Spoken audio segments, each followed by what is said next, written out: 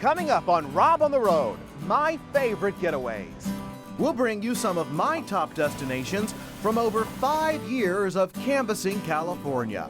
Hit the road with me to find some of my top picks and places. Woohoo! Yeah. This is spectacular. Wow.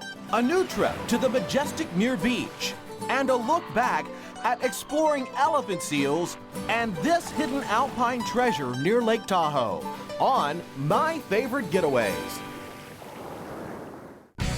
And now, Rob on the Road, exploring Northern California. Welcome to Muir Beach, just one of my favorite getaways in Northern California.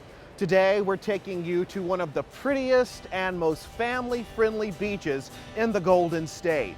Like many of our favorite places, Muir Beach is surrounded by nature, yet is just a relatively short drive from big cities like San Francisco and Sacramento. And right here, you'll find a quiet cove and lagoon along the Marin County coastline, only about 3 miles from the world-famous Muir Woods. Just wait till you see the trails that offer breathtaking views of the Pacific Ocean ahead. We are so lucky to have such pristine and protected places here in California. In this next half hour, we will explore some amazing places we've discovered just for you. We begin in Shasta County at the Wild Horse Sanctuary, where horses roam free in the shadows of Mount Shasta.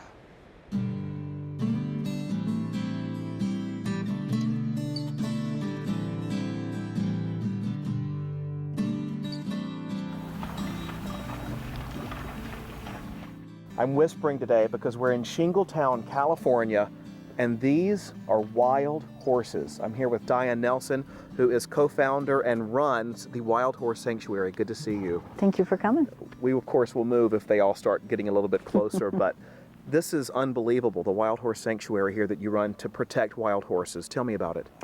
Well, over 30 years ago, when the government first started catching wild horses, there were not enough people coming forward or even knew about the program. So at the end of one of our contracts to remove horses from the Moaning National Forest, 80 horses were going to be shot and buried. And that was just more than we could stomach. So we said, we'll take them. I cannot believe we're standing this close to wild horses. They never underestimate the power of food. If you tried to touch them, they would move away, or, you know, like when we have to sort them to take the babies off, you see they truly are wild. Standing here talking to you, I can't help but think of the word sanctuary. That's what we try to be.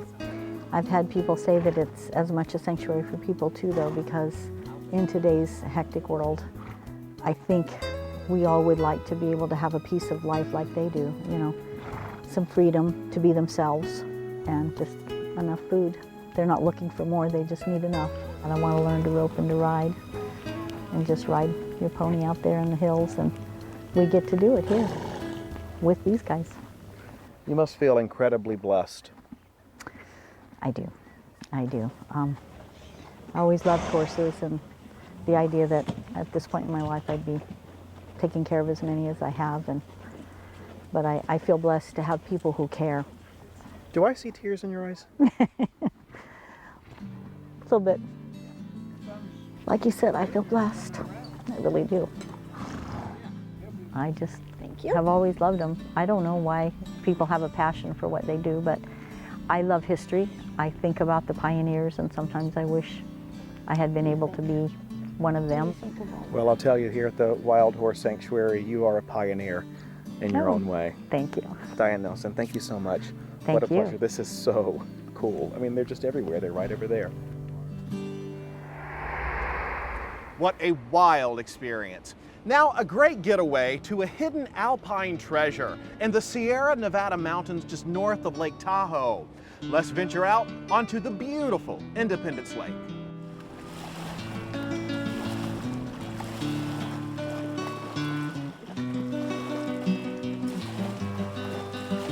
And we're here with Jim Gaither with the Nature Conservancy. Good to see you, Jim. Nice to meet you, Rob. Welcome to Independence Lake. Oh man, what a view. I cannot get over how beautiful this is. Yeah, this is an incredible place. This is a bit of old California. This is what Lake Tahoe was like 150 years ago. It's a remarkable place. old growth trees and a pristine lake. It's fantastic. Now, the Nature Conservancy, this is a new effort. Yes, this is a project that the Nature Conservancy and the Truckee Donner Land Trust engaged in for many years, actually, working to conserve the land surrounding this lake. And so that means it's in conservation and people get to come out here and have fun. Yes, yes. The intent of the preserve is to conserve this place as it has been for centuries, and we're dedicated to providing public access.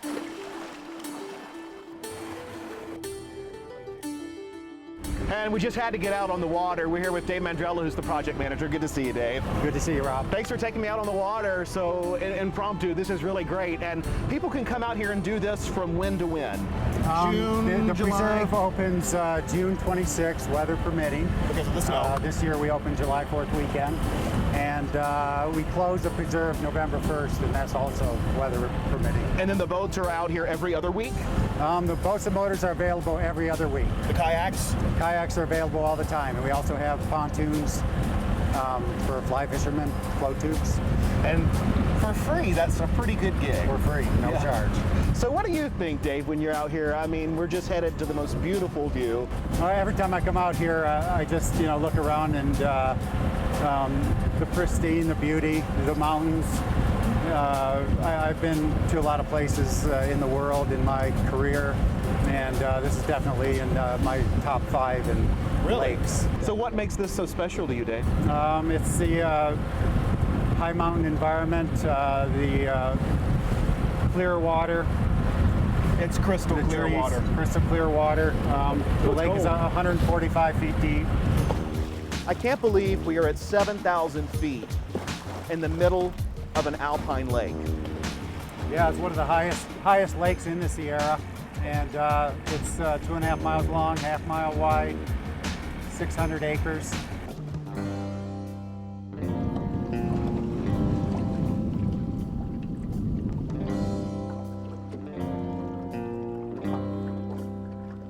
So why should people come check this out?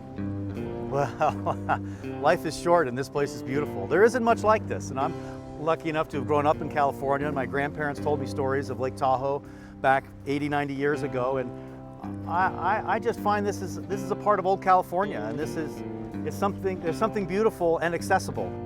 Snow-capped granite peaks, aspen groves, wet meadows, old growth forests, a beautiful crystal clear blue lake filled with native fish. For an ecologist and a nature lover, this place is the top of my list. And for the explorer in me, I tell you, this is right there with it for Yeah. me as well. Jim, thank you so much. You're welcome, Rob. For bringing us to the beautiful Independence Lake just north of Lake Tahoe. Good to see you. Thank you. Still ahead on Rob on the Road, my favorite getaways. We take you far beneath the earth and beside the sea. Hang around for spectacular sights and sounds of elephant seals.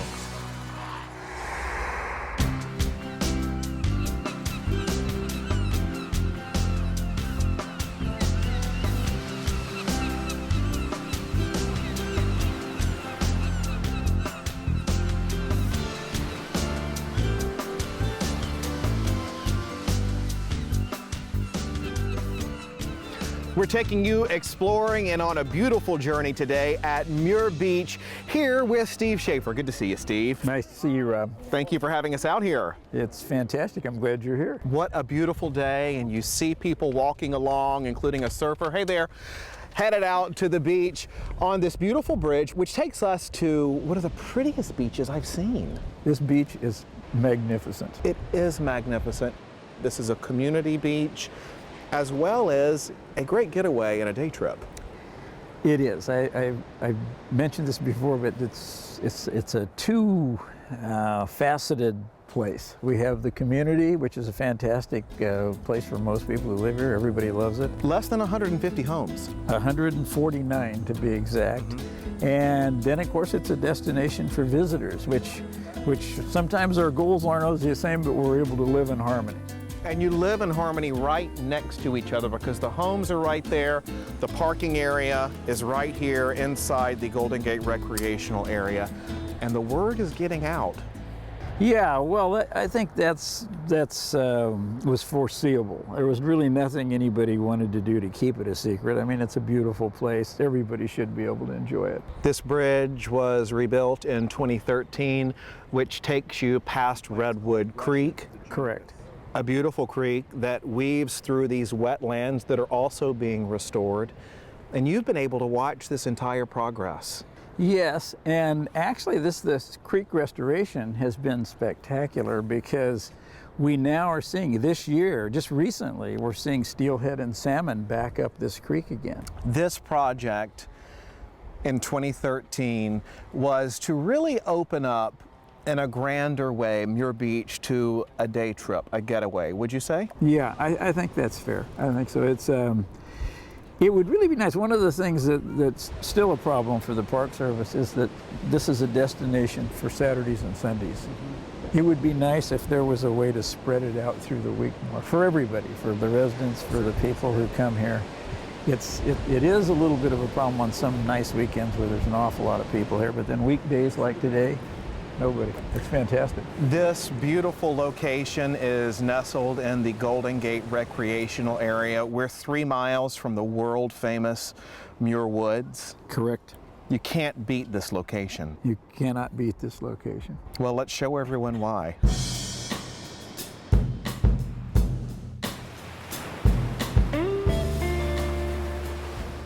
As you walk along on the way out to the beach, you see hiking trails everywhere. Correct. So you really are in the middle of a thriving recreation area. It's very much like it was many, many years ago, and that's one of the beauties of going on these trails. You're seeing the way it was for people in the 1800s when they were here. Wow. Yeah, it's pretty spectacular. It's a beautiful walk out here, Steve, less than a quarter of a mile from the parking area, and this is why you do it. Yeah. This is spectacular. Yeah, this is just about as amazing as it gets. I like to think that sometimes I've been here for 28 years, sometimes even I catch my breath. I believe it, and I see why. This is such a serene beach.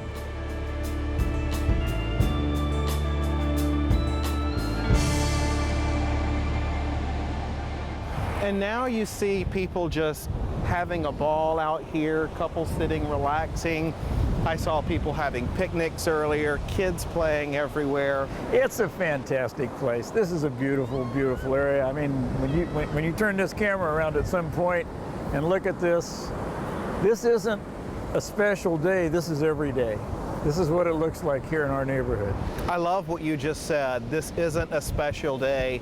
This is every day. Yeah, and this is your front yard, Steve. It is indeed. It's all of these people's front yard, and again, it's a fantastic community. You know, it's a bunch of people that still do things together, still respect each other, still love each other. I just can't think there'd be any place else like this left in the world. That's not a bad way to feel. That's not a bad way to feel. And so if you had to describe the majesty, because I looked up a lot on Muir Beach and I kept seeing the word majestic. If you could put this into words, how would you do it? I don't think you can. I think you gotta come here and stand. This beach was closed for pretty much all of 2013 for the restoration efforts. But I'd say this was worth the wait, would you? Well, certainly the work that the Park Service did was done in a very, very professional way, and they did a very good job. And I think it took somewhat longer than they anticipated. But you know, it's sometimes you got to give something up in order to get something back. Well, and you know, I was going to ask you, what is it you think about when you're out here walking the beach? But you know what I think the beauty of it is that I don't think about anything when I'm out here walking the beach. You hit the nail on the head. That's the way we all are. All of us who live here this is just, it's home. That's it. Not a bad home. Not a bad home.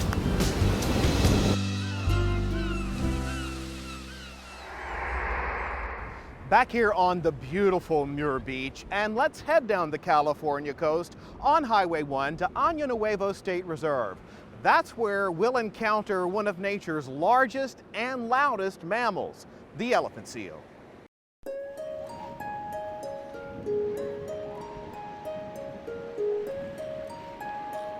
We're right here in the middle of this group of elephant seal pups to tell you all about this fascinating place here with Ranger Ziad Vawarshi. Good to see you. See you, Rob. Thanks for having us. Oh, and you're it's welcome. amazing that we're just an hour or so south of San Francisco. That's correct, yeah. You guys are here at Ano Nuevo State Reserve out at Ano Point, where thousands of elephant seals will conjugate every winter for the breeding cycle. All right, let's go see some seals. How many are out here? Right now, at the peak of the season, we have about close to 4,000 elephant seals 4,000. between adult males, females, pups, and the wean pups. How close can we get? Because we're pretty close right now. Yeah, you know, we can get within about 25 feet before they start reacting to us. Meaning charge? Not so much charge, but just get uncomfortable and have to move their positions, you know. Our role here is to kind of balance the protection of the seals with the visitor's interest in understanding more about them. So Ranger, this is a good example of the harems with the bull. Correct. Tell me about these. So you'll notice at least 4 different clusters of animals, and each cluster consists of mostly females with their pups nursing, and then at least one dominant bull that's right in the center of the group. That noise that sounds like knocking was actually one of the males, right? Exactly. Yeah, if you look over there, he's moving now. Oh yeah, he's coming this way. And so that's about the size of an alpha male, and what he was doing is what we call a threat call. To us? Not to us, to other elephant seal males. And he will oftentimes just rear his head and vocalize, and you can see exactly what's happening. That bull that's to the left was a little too close to the harem, and he felt he wanted to get him out of the picture. So, you know, to conserve energy, they've got this great vocalization, and they can rear up and send out that sound in hopes that that bull will react and leave. And people get to come right here and see this year-round. Tours come through here. Talk about an animal adventure. This is one. I'd agree. Yeah, this is one of the few places around where you can get right in the middle, practically, of a rookery. For animals this size, you know, males 4,000 or 5,000 pounds, females be 1,500 pounds. The whole nursing and mating and fighting rituals that go through, and people are right there witnessing what's going on. To make that in size for you, 4,000 or 5,000 pounds would be like an SUV. Like the size of an 1,500 pounds would be like a cow. How long can these animals live? The males have a shorter lifespan. They'll go to 15, 16 years old. The females will go into their early 20s. And if I'm not mistaken, in the 1800s, these elephant seals were considered extinct? They thought they had lost the species, yeah. Wow.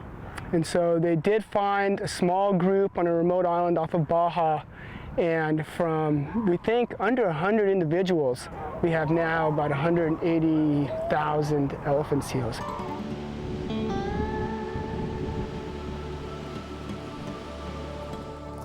On the tour on the way up here, because that's one of the really cool things about this experience, is the interactive tour. Walking out here to get to all of the locations, you learn a lot. In essence, the poor female is either always pregnant or nursing through her entire, once she reaches adulthood and a maturity at the age of about 3.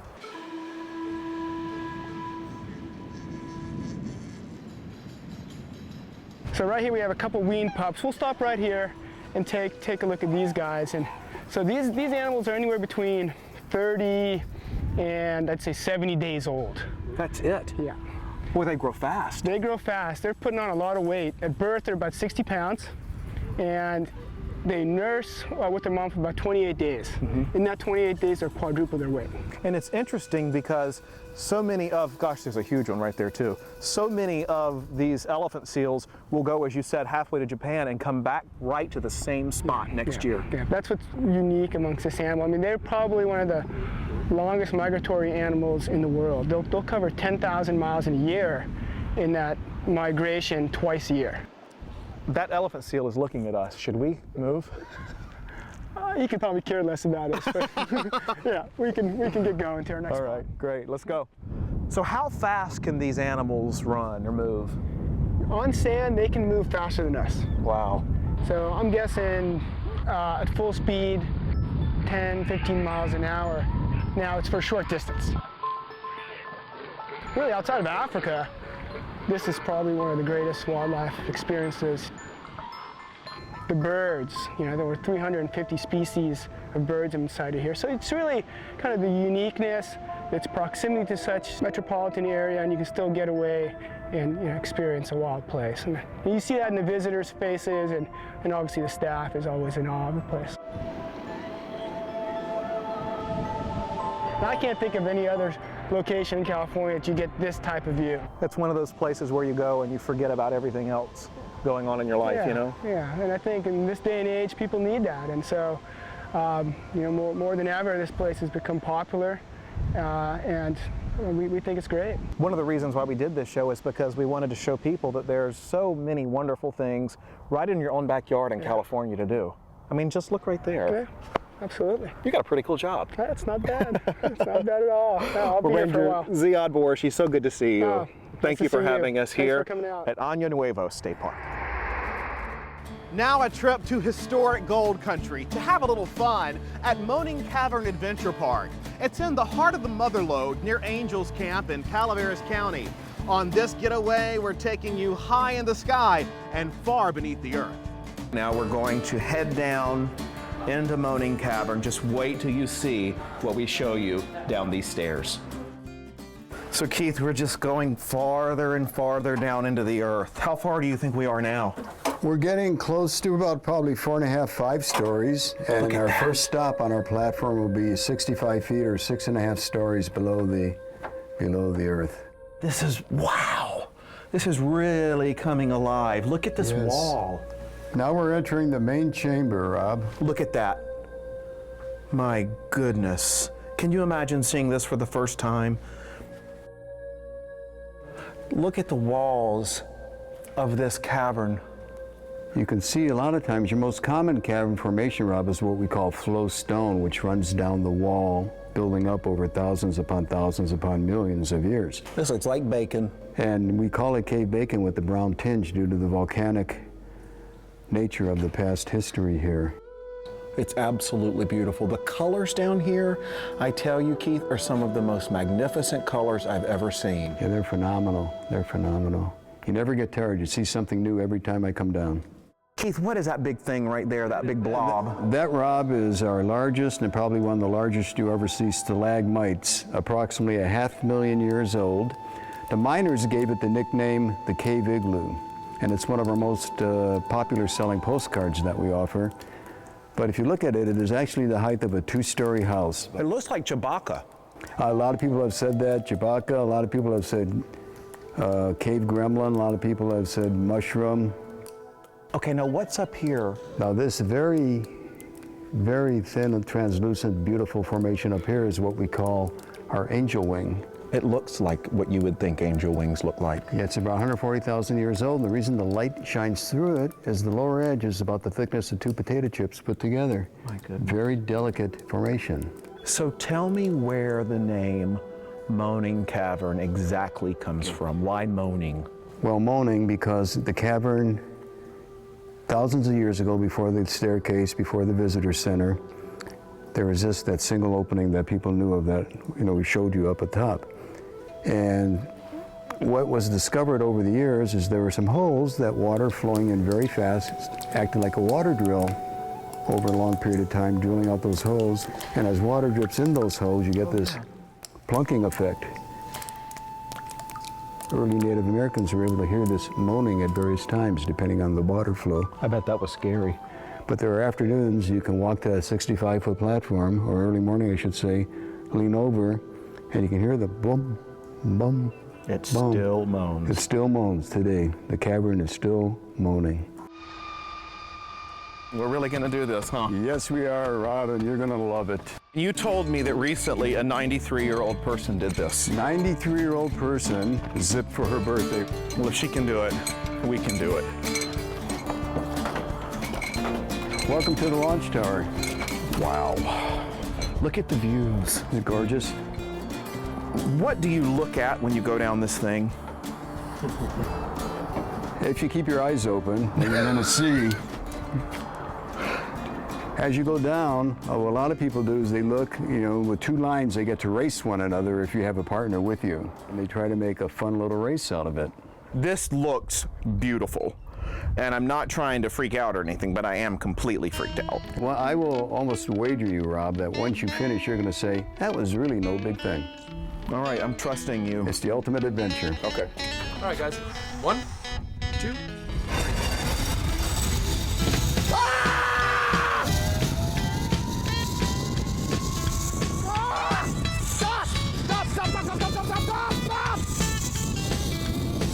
Okay, this is fun now. Woo! Oh, dude!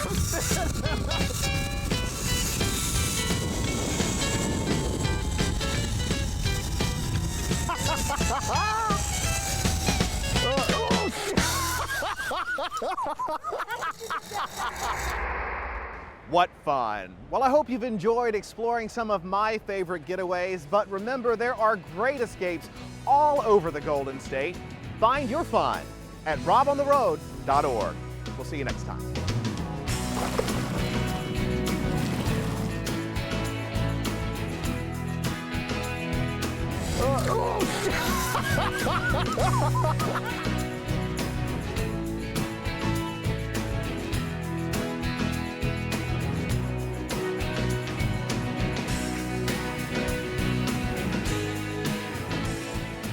To order a DVD copy of this program, call 888-814-3923 or visit robontheroad.org.